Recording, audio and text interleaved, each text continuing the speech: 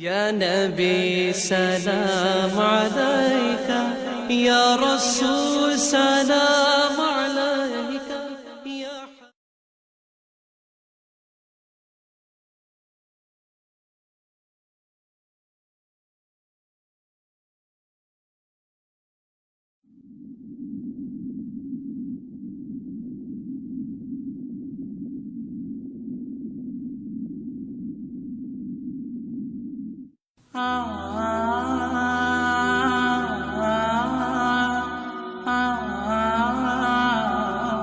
میرا نام عرفان محمود برک ہے، لاہور میں رہتا ہوں اور شعبہ صحافت سے میرا تعلق ہے۔ مختلف اخبارات، اسلامی جرائد، رسائل، اس میں آرٹیکلز بھی لکھتا ہوں۔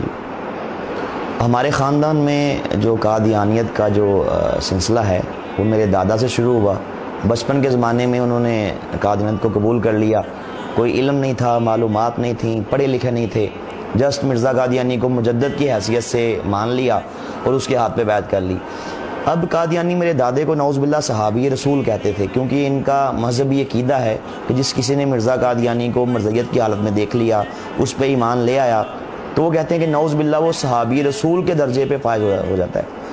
تو میں نے بھی اسی ماحول میں آنکھ کھولی۔ میرے دادے کو لوگ دور دور سے دیکھنے کے لیے آتے تھے۔ ہمارا خالصتاً ایک مذہبی گھرانہ احمدیت کے حوالے سے مشہور تھا، ہمیں ایک مخلص احمدی کے طور پہ جانا جاتا تھا۔ تو اسی گھرانے میں میں نے بھی آنکھ کھولی۔ جب شعور کی آنکھ کھولی تو گرد و نواح میں نے سارا یہی قادیانیت کا ماحول دیکھا۔ اس میں یہ تھا کہ کافی وجوہات تھیں جو میرے قبول اسلام کے لیے کارگر ثابت ہوئیں۔ اس میں سمجھتا ہوں کہ ہمارے اہل محلہ کا رویہ وہ بڑا اہمیت کا حامل ہے، کیونکہ بچپن کے زمانے میں اکثر ہمارے محلے والوں سے یہ بات سنتا کہ وہ ہمارے بارے میں کہتے کہ آپ لوگ جو قادیانی ہیں، احمدی خود کو کہتے ہیں، آپ مسلمان نہیں ہیں۔ تو میں سوچتا کہ جب ہم کلمہ وہی پڑھتے ہیں، نمازیں وہی پڑھتے ہیں، روزے رکھتے ہیں، سارے دین اسلام کو مانتے ہیں، قرآن کو مانتے ہیں، احادیث کو مانتے ہیں، تو پھر کیا وجہ ہے کہ یہ لوگ ہمیں مسلمان ماننے کے لیے تیار کیوں نہیں ہیں؟ ہمارے اہل محلہ ہمارا بائیکاٹ کرتے، اگر ہمارے محلے میں کوئی تقریب ہوتی خوشی کی، اس میں ہمیں مدعو نہ کیا جاتا، کسی بھی قسم کے معاملات میں ہماری مداخلت جو ہے وہ اس کو برداشت نہ کیا جاتا۔ تو ایک تو یہ میرے ذہن میں ایک بات کلک کی کہ کیا وجہ ہے کہ یہ لوگ باوجود اس کے کہ اس میں بڑے بڑے نیک لوگ ہیں، جسٹ اگر بات ہوتی ہمارے محلے کے لوگوں کی، سوچا جا سکتا تھا کہ اس میں ان کی کوئی ذاتی رنجش ہے، کوئی بات ہوتی ہمارے جناب علاقے کی، سٹی کی، پاکستان کی۔ لیکن جب میں نے اس پہ تحقیقات کی تو پتہ یہ چلا کہ صرف ہمارے پاکستان کے علماء مرزائیوں کو کافر نہیں کہتے، بلکہ پوری دنیا کے تمام علماء بشمول امام کعبہ مسجد نبوی شریف کے جو امام ہیں، غرض کہ پوری دنیا کے تمام مسلمان قادیانیوں کو مسلمان نہیں سمجھتے اور انہیں کافر سمجھتے ہیں۔ تو میں یہ سوچتا کہ آخر کیا وجہ ہے کہ کیا یہ لوگ قرآن نہیں پڑھتے؟ کیا یہ علماء احادیث نہیں پڑھتے؟ کیا ان کو یہ نہیں پتا کہ جو دل سے کلمہ پڑھے تو آپ اس کو مسلمان سمجھیں؟ لیکن یہ ہمارے اہل محلہ کا رویہ اور میری یہ سوچ علماء کے بارے میں، پوری دنیا کے علماء کے بارے میں مجھے ایک شاہراہ پہ گامزن کر گئی۔ وہ یہ تھی کہ میں نے سوچا کہ میں کیوں نہ ایک بار مرنے سے پہلے تحقیقات کروں، پڑھوں مرزائیت کی حقیقت کیا ہے۔ میں جس خود کو اس لیے قادیانی کہتا ہوں، احمدی کہتا ہوں کہ میرے گھر والے اگر وہ ہندو ہوتے تو میں بھی بتوں کو رام رام کرتا، اگر وہ عیسائی ہوتے میرے گلے میں بھی سلیب ہوتی، وہ سکھ ہوتے میرا مذہب بھی سکھزم سے ہوتا۔ تو مجھے ایک بار پڑھنا چاہیے، تحقیقات کرنی چاہیے، دیکھنا چاہیے اصل حقائق کیا ہیں۔ تو الحمدللہ یہی سوچ جو تھی مجھے اس طرف لے گئی، تحقیقات کی شاہراہ پہ میں گامزن ہو گیا۔ میں نے اس سلسلے میں چناب نگر سابقہ ربوہ سے قادیانیوں کی ساری بکس منگوائیں، ان میں مرزا قادیانی کی اپنی بکس تھیں۔ یہاں میں کہ یہ بھی عرض کرنا چاہتا ہوں، میں قادیانیوں کو ایک میسج بھی دینا چاہتا ہوں اسی اپنے قبول اسلام کے اس واقعے کے اندر ہی، کہ انبیاء علیہ السلام کتابیں نہیں لکھتے۔ 1,24,000 کم و بیش انبیاء علیہ السلام جتنے بھی دنیا میں تشریف لائے، کسی نبی نے کتاب نہیں لکھی، بلکہ انبیاء پہ تو کتابیں آسمان سے نازل کی جاتی ہیں اللہ پاک کی طرف سے، خود سے انبیاء رائٹر نہیں ہوتے۔ تو اگر کوئی قادیانی میری بات یہ سن رہا ہے تو میں اسے دعوت اسلام دینا چاہتا ہوں کہ مرزا قادیانی نے اپنی زندگی کے اندر 84 کتابیں لکھی ہیں، جن کو مرزائیوں نے روحانی خزائن کے نام سے پرنٹ کی ہے۔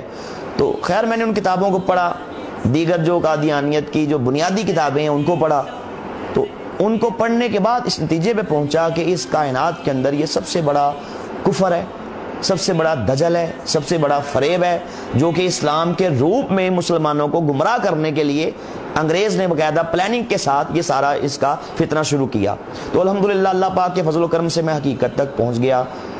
اللہ پاک کا مجھ پہ خاص ایک فضل و کرم ہوا، اور میں سمجھتا ہوں کہ میرے قبول اسلام کے حوالے سے در حقیقت جو بیس تھی، بنیاد تھی، وہ میرے بچپن کے زمانے میں دیکھا وہ مبارک خواب تھی کہ جس خواب کے وسیلے سے رب کائنات نے میری آنکھیں کھولیں۔ تو میں سمجھتا ہوں کہ وہ بھی آپ کے سامنے میں عرض کروں کہ وہ خواب میں نے کیا دیکھا، اس کے بعد میری کیا فیلنگز تھیں۔ میں نے بچپن کے زمانے میں دیکھا کہ نبی پاک صلی اللہ علیہ وسلم ہمارے محلے میں تشریف لاتے ہیں، تو پیارے آقا کے مبارک ہاتھوں میں ایک پھلوں کا تھال پکڑا ہوتا ہے، اس میں بہت سے پھل ہوتے ہیں۔ تو نبی پاک صلی اللہ علیہ وسلم آپ پھل تقسیم فرما رہے ہیں، لیکن جب آپ تقسیم فرماتے فرماتے ہماری گلی میں تشریف لاتے ہیں تو پیارے آقا صلی اللہ علیہ وسلم ایک مرزائیوں کے مکان سے پچھلے مکان کے پاس رک جاتے ہیں، آگے تشریف نہیں لاتے، قادیانیوں کے گھر میں نہیں جاتے، ان کو پھل نہیں دیتے۔ میں سارا منظر دیکھتا ہوں، پریشان ہو جاتا ہوں کہ سرکار آگے تشریف کیوں نہیں لا رہے، لیکن جیسے ہی میرے کریم آقا صلی اللہ علیہ وسلم مجھ ناچیز کی طرف دیکھتے ہیں، الحمدللہ نگاہ کرم فرماتے ہیں تو آپ تبسم فرما دیتے ہیں۔ اس کے بعد الحمدللہ میری آنکھ کھل جاتی ہے۔ آنکھ کھلنے کے بعد میں نے سارا یہ خواب میرے ذہن میں گھومتا ہے۔ کچھ عرصے بعد جب میں تحقیقات کرتا ہوں، ساتھ اس خواب کے بارے میں سوچتا ہوں، تو رب کائنات یہ فضل فرما دیتا ہے کہ خواب کے ذریعے سے مجھے یہ ہدایت مل گئی۔ میں سمجھتا ہوں حقیقت ہی ہے، بنیاد ہی ہے کہ نبی پاک صلی اللہ علیہ وسلم آپ نے مرزائیوں کا بائیکاٹ کر کے بتلا دیا کہ یہ گمراہی ہے، یہ دجل و فریب ہے، اور آپ صلی اللہ علیہ وسلم کا مجھ ناچیز کی طرف دیکھنا، نگاہ کرم فرمانا، میں سمجھتا ہوں کہ در حقیقت یہی میرے قبول اسلام کا باعث بن گیا الحمدللہ۔ تو بچپن کے زمانے میں ایک دو میں نے اور بھی خواب دیکھے۔ ایک بار میں نے مرزا قادیانی کو جہنم کی آگ میں جلتا ہوا دیکھا۔ اس کے بعد میں نے الحمدللہ اپنے قبول اسلام کا اعلان کر دیا۔ ساتھ جب میں نے وہ بکس پڑھی مرزا قادیانی کی، ان بکس کے اندر جو مجھے ان کے کفریہ باطل عقائد ملے،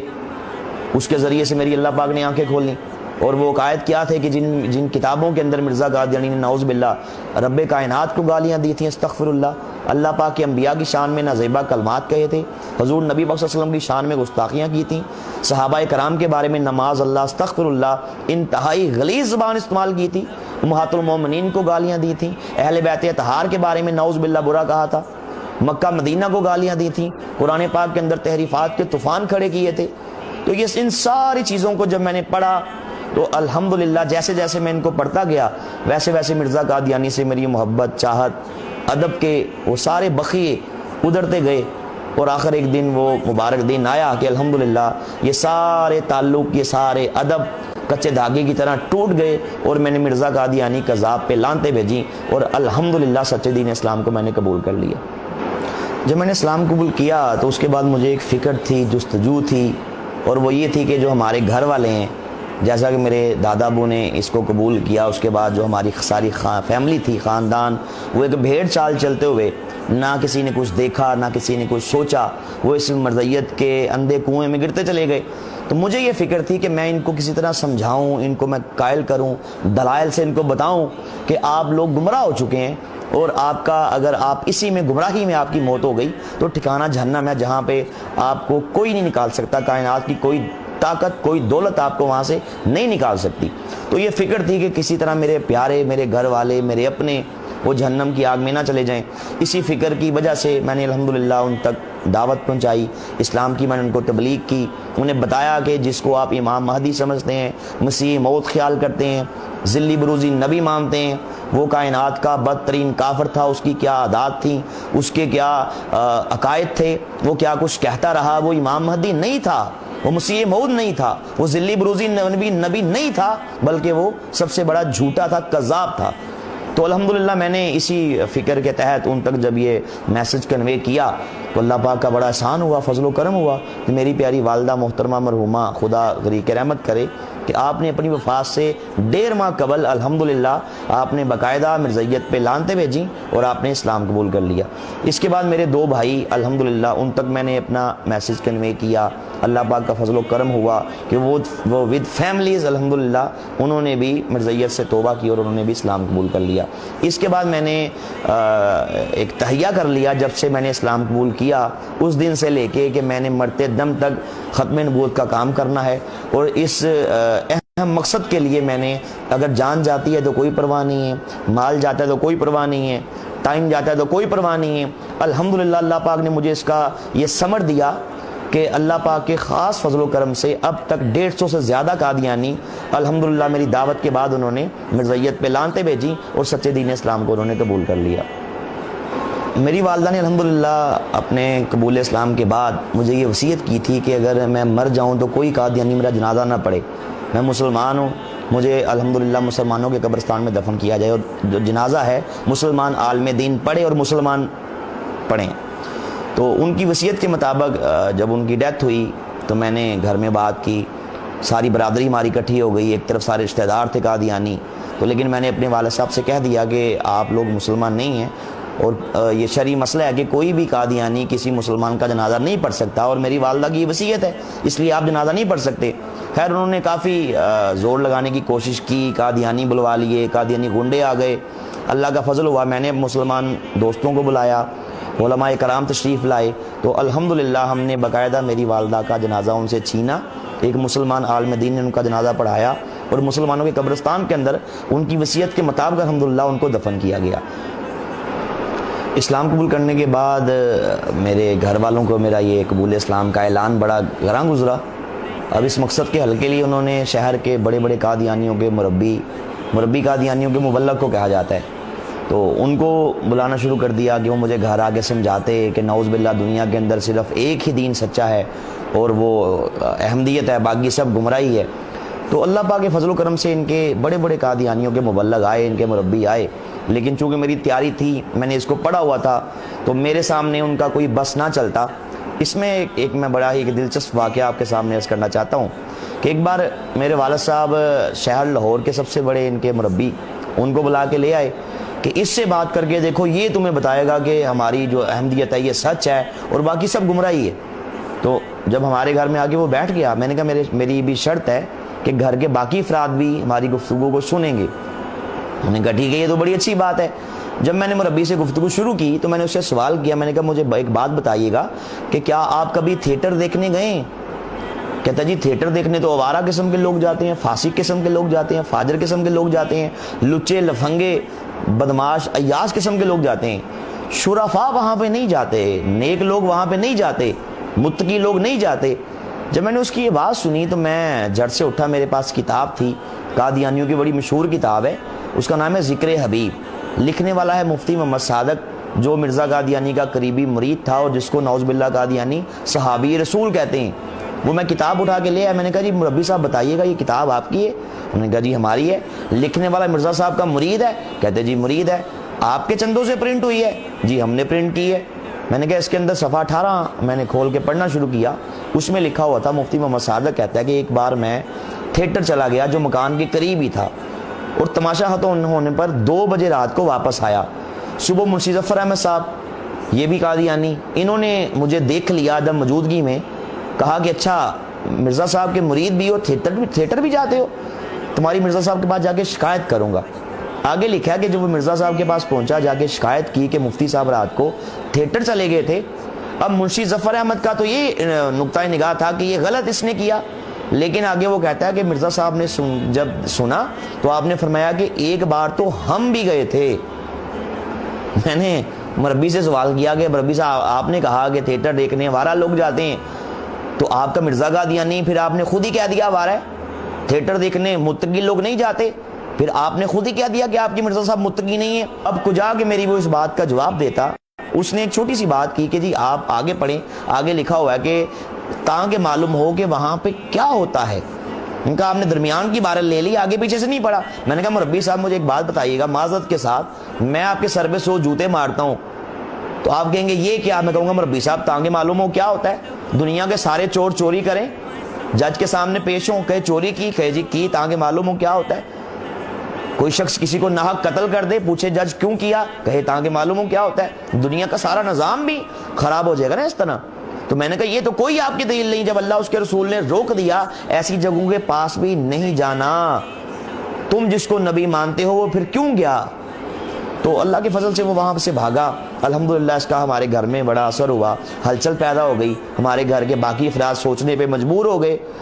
لیکن یہ تھا کہ ساتھ ساتھ میرے باپ نے مجھے ایک طرف سے تو یہ ذہنی ٹارچر یہ کیا، ساتھ ساتھ قتل کی دھمکیاں، جائیداد سے آگ کرنے کی دھمکیاں، گھر سے نکالے جانے کی دھمکیاں، سائیکل چھین لی، کالج کی فیس روک لی، غرض کے جتنے بھی وہ اپنی طرف سے ریاکشن کر سکتا تھا انہوں نے کیا، کہ ان کی کوشش تھی کہ کسی طرح یہ دوبارہ قادیانی ہو جائے۔ میرے قبول اسلام کے بعد اللہ پاک نے مجھ سے کام لیا کہ الحمدللہ میں نے قادیانی مذہب کے بارے میں، مرزا قادیانی کی عادات کے بارے میں، مرزا قادیانی کی گھٹیا حرکات کے بارے میں، اس کے باطل نظریات و عقائد کے بارے میں ایک کتاب لکھی، ایک بڑے ہی اچھوتے ٹاپک پہ منفرد انداز میں۔ کتاب کا نام ہے قادیانیت، اسلام اور سائنس کے کٹہرے میں۔ الحمدللہ اس کتاب کے اندر میں نے ایک نیا رخ، اس پہلو نئے رخ سے اس پہ میں نے کام کیا، نئے انداز سے میں نے کام کیا کہ میں نے اللہ پاک کے کلام سے، قرآن پاک سے، احادیث رسول سے، ماڈرن سائنس سے، عقل انسانی سے، لاجک سے، بڑے بڑے نفسیات کے ماہرین ان کی تحقیقات سے اور قادیانی کتب کے ریفرنسز سے یہ بات ثابت کی کہ قادیانی جس کو اللہ کا نبی مانتے ہیں، رسول مانتے ہیں، میں نے بکس کے اندر باقاعدہ یہ بات ثابت کی ان بکس کے ذریعے سے، اپنی بک کے اندر الحمدللہ، کہ مرزا قادیانی کو ایک شریف انسان کہنا بھی شرافت کی توہین ہے۔ الحمدللہ اس کتاب کا انگلش میں اس کی ٹرانسلیشن ہوئی،